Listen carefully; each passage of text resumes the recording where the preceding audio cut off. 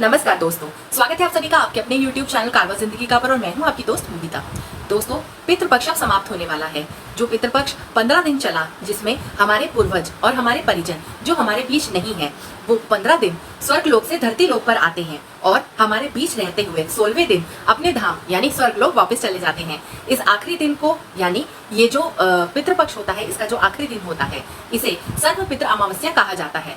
आश्विन मास के अमावस्या तिथि को सर्व पितृ अमावस्या, मोक्षदायिनी अमावस्या या फिर पितृ विसर्जनी अमावस्या के नाम से जाना जाता है। पितृ विसर्जनी अमावस्या इसलिए इसे कहा जाता है क्योंकि इसी दिन हमारे जो पितृ होते हैं वो धरती लोक से पितृलोक या फिर स्वर्ग लोक वापस लौट जाते हैं। दोस्तों, इन 16 दिनों में हम अपने पितरों का उनकी मृत्यु की तिथि के अनुसार श्राद्ध करते हैं और ऐसे पितृ जिनकी हमें मृत्यु तिथि ज्ञात ना हो या फिर ऐसे हमारे जो पितृ होते हैं जिनके बारे में हम नहीं जानते होते, भूले बिसरे होते हैं, उन्हें भी हम इस तिथि पर याद करते हैं और उनके नाम का श्राद्ध करते हैं, क्योंकि जो श्राद्ध कर्म हम करते हैं उस दिन उसका फल उन्हें पूरे साल मिलता है। ऐसा माना जाता है कि वही अन्न के रूप में उन्हें पूरा साल प्राप्त होता है। तो दोस्तों, आज की इस वीडियो में मैं आपको कुछ ऐसे उपाय बताने वाली हूँ जिन्हें अगर आप सर्व पितृ अमावस्या के दिन करेंगे तो उससे पूरा साल आपके पितृ आप पर प्रसन्न रहेंगे और आपको ढेरों आशीर्वाद देते रहेंगे। सर्व पितृ अमावस्या के दिन आपको कौन से कार्य करने चाहिए, कौन से कार्य नहीं करने चाहिए, इसके लिए मैंने पहले एक वीडियो बनाई थी। अगर आपने वो वीडियो नहीं देखी है तो आप देख सकते हैं, लिंक आपको नीचे डिस्क्रिप्शन बॉक्स में मिल जाएगा। चलिए वीडियो की शुरुआत करते हैं, लेकिन उससे पहले अगर आपने मेरे चैनल को सब्सक्राइब नहीं किया है तो आप कर लीजिए और इस वीडियो को ज्यादा से ज्यादा लाइक कीजिए और कमेंट करना बिल्कुल भी ना भूलें। दोस्तों, सर्व पितृ अमावस्या आज यानी कि 6 अक्टूबर को है।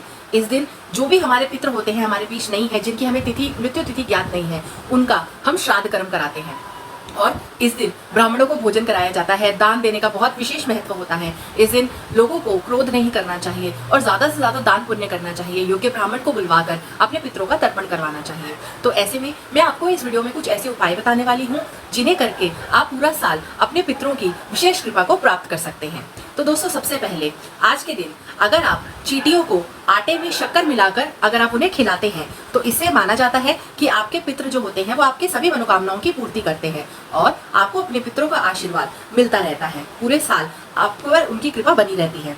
दूसरा जो उपाय है दोस्तों वो ये है कि इस दिन आपको आटे की छोटी छोटी गोलियां बनाकर मछलियों को खिलाना चाहिए। ऐसा माना जाता है इससे पूरा वर्ष आपके घर में सुख और समृद्धि बनी रहती है। दोस्तों, तीसरा जो उपाय है आप इस दिन कर सकते हैं वो ये है कि इस दिन आपको मीठी वस्तुओं का दान करना चाहिए, मिठाई दान करनी चाहिए। ऐसे में आप क्या कर सकते हैं, आप मीठे चावल भी बना सकते हैं। मीठे चावल बनाकर आप उन्हें मंदिर ले जाइए और वहां पर गरीबों में बांट दीजिए, उन्हें आपको खिला देना चाहिए। इससे आपके जो पितृ होते हैं वो प्रसन्न होते हैं और आपको सदा सुखी रहने का आशीर्वाद देकर जाते हैं। इसके अलावा आप क्या कर सकते हैं, आपको इस दिन कम से कम 5 ब्राह्मणों को भोजन कराना चाहिए। जी हाँ, लेकिन अगर आप इतना नहीं कर सकते, आपकी क्षमता इतनी नहीं है, तो कम से कम आपको एक ब्राह्मण को भोजन जरूर कराना चाहिए। ब्राह्मण देवता को भोजन आप करवाइए। इससे ऐसा माना जाता है कि जो यही भोजन होता है वो आपके पितरों को पूरा साल अन्न के रूप में प्राप्त होता है।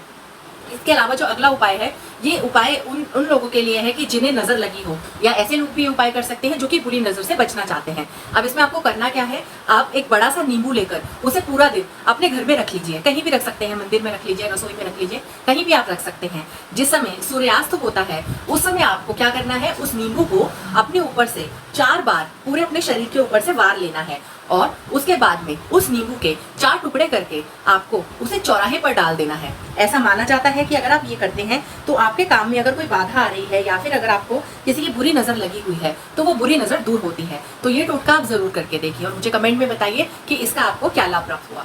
और दोस्तों, इस दिन आप एक और बहुत ही ज्यादा एक अच्छा और अचूक उपाय कर सकते हैं जिससे कि अगर आपकी कुंडली में काल सर्प दोष है तो वो दूर हो सकता है। अब वो उपाय क्या है, सर्व पितृ अमावस्या के दिन आपको एक छोटा सा नाग और नागिन का जोड़ा लेना है, चांदी का।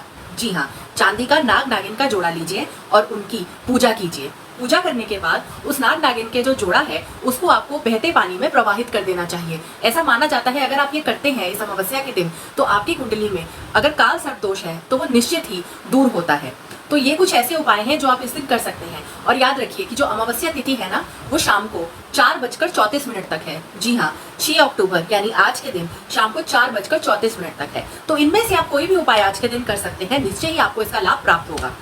तो दोस्तों, कहा जाता है ना कि जब तक हमारे माता पिता जीवित होते हैं तब तक हमें उनकी सेवा करनी चाहिए और उनकी मृत्यु के बाद हमें उनका श्राद्ध कर्म करना चाहिए, तभी जो हमारा मनुष्य जन्म है वो सफल होता है। तो ऐसे में आप सभी से मैं यही प्रार्थना करती हूँ कि अपने माता पिता की खूब सेवा कीजिए और जब वो आपके बीच नहीं होते, जब वो आपको छोड़कर स्वर्ग लोक चले जाते हैं, तो आपको हर साल उनका श्राद्ध कर्म उनकी मृत्यु तिथि के हिसाब से जरूर करना चाहिए, ताकि आपकी जो सेवा है वो उन्हें वर्ष भर मिलती रहे और उनका ढेर सारा आशीर्वाद आपको उनके रहते हुए और उनकी मृत्यु के बाद भी प्राप्त हो।